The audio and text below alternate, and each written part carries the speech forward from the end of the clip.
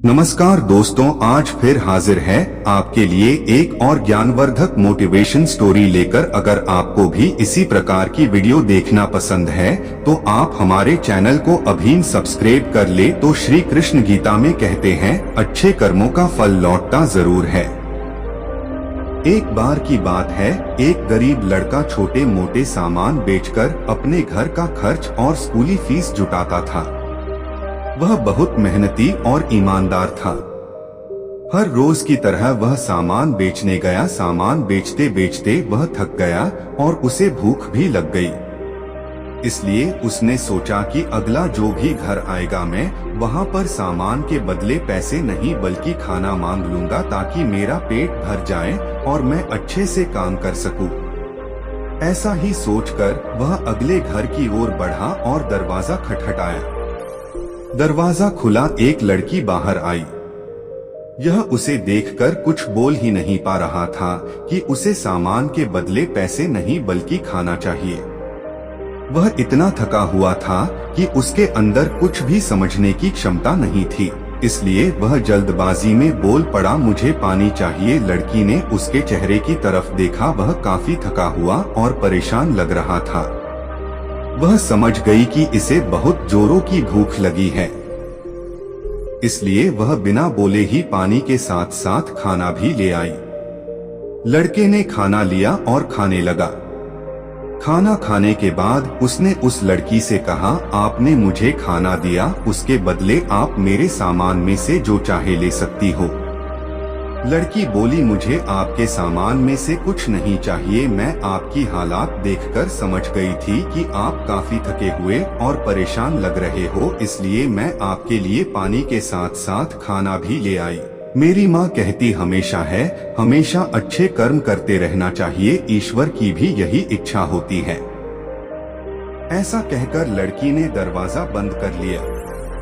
लड़का ने उसे धन्यवाद कहा और अपने घर की ओर चल दिया। समय बीतता गया और धीरे धीरे उस लड़के ने अपना स्कूल पूरा किया। अब वह कमाने में थोड़ा सक्षम हो गया, इसलिए उसने यह निश्चय किया कि अब वह डॉक्टर बनेगा। उसने एक अच्छे कॉलेज में एडमिशन लिया और काम के साथ साथ कॉलेज की फीस भी भरता गया। अब वह एक बहुत बड़ा डॉक्टर बन चुका था। वर्षों बाद एक महिला उसके अस्पताल में भर्ती हुई, जिसकी हालत बहुत नाजुक थी। जब उस लड़के ने उसे देखा तब वह समझ गया कि यह तो वही लड़की है जिसने मुझे वर्षों पहले पानी के साथ साथ खाना भी दिया था। अब डॉक्टर किसी भी कीमत पर उस लड़की को खोना नहीं चाहते थे। इसलिए उन्होंने अपने सीनियर डॉक्टर से बात करके उन्हें बुलाया और अच्छा से अच्छा इलाज करवाकर लड़की की जान बचा ली। लड़की के परिवार वालों के पास इतने पैसे नहीं थे कि वह अच्छा से अच्छा इलाज करवा पाए, लेकिन डॉक्टर ने अपने पैसे से उस लड़की का इलाज करवाया। डॉक्टर ने एक लिफाफे में बिल के साथ साथ एक चिट्ठी भी लिखकर डाल दी और उसे उस लड़की तक पहुंचा दिया। जब उस लड़की ने लिफाफा खोला तब उसने पाया कि उसका बिल तो पहले ही भरा जा चुका है। यह देखकर उसे आश्चर्य हुआ, आखिर मेरा बिल भरा किसने? उसके बाद उसी लिफाफे में पड़ी चिट्ठी को खोला, जिसमें लिखा था कि आपका बिल अभी नहीं भरा गया है। यह तो आपने बहुत साल पहले ही भर दिया है। एक लड़के को पानी और भोजन देकर यह बात आपको आज पता चली। इसे पढ़ते ही उस लड़की को याद आया कि उसने बहुत साल पहले एक लड़के को भोजन और पानी दिया था। तभी डॉक्टर साहब उसके पास आ खड़े हुए और बोले, अब कैसी तबीयत है आपकी? लड़की बोली, डॉक्टर साहब मेरी तबीयत बिल्कुल ठीक है, मैं यह जानना चाहती हूँ कि मेरा बिल भरा किसने?